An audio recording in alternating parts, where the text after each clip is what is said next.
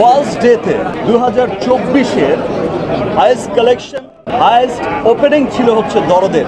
দরদকে দরদ দিয়েই ভালোবেসেছি এবং দেশের মানুষও এই প্রতিকূল অবস্থার মধ্যে আমি খুব অবাক হয়ে গেছিলাম। আমার দেশের মানুষ আমাকে অনেক ভালোবাসে, মনের অজান্তে এত ভালো লাগা তৈরি হয়ে যায় দরদের প্রতি, চোখের কোনো পানি জমে যায়। আবারও আপনাদের সাথে দেখা হয়ে গেল। অনেকদিন ধরেই দরদ দেখার জন্য খুব উদ্গ্রীব হয়েছিলাম, আর আসলে এবার দরদ আমি যখন এক্সাইটেড ছিলাম তখন আমার পাশাপাশি আমার যে কোম্পানি রিমার্ক গার্ডেন, আমাদের সকলেই খুব এক্সাইটেড ছিল যে আমরা সবাই একসাথে দেখবো। একনল পরিবারের পক্ষ থেকে আজকে শোয়ের আয়োজন করা হয়েছে। চমৎকার একটি সিনেমা দরদ। আসলে আমরা দরদ সিম্পল একটা গল্পের সিনেমা বলবো না, আপনাদেরটাই শুনবো।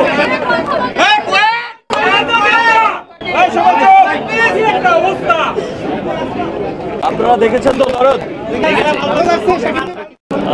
চরিত্রটা ভালো লেগেছে? এখানেই সার্থকতা। চরিত্রটা যে অ্যাটলিস্ট ভালো লেগেছে, আমারও খুব ভালো লেগেছিল।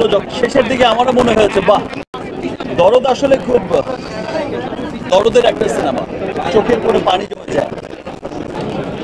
মনের অজান্তেই সবার এত ভালো লাগা তৈরি হয়ে যায় দরদের প্রতি।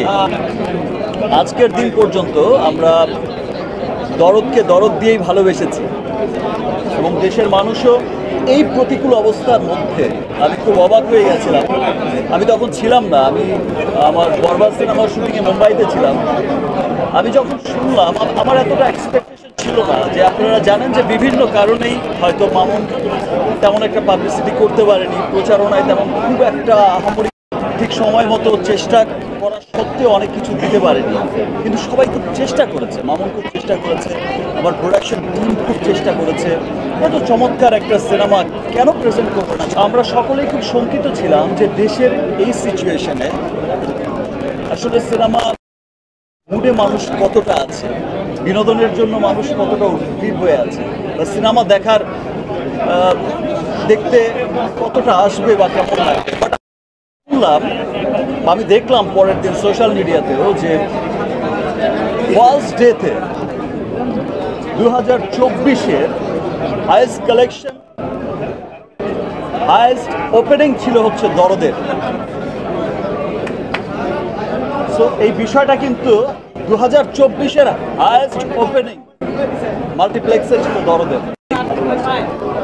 আমার দেশের মানুষ আমাকে অনেক ভালোবাসে, আমার দেশের সিনেমাকে ভালোবাসে।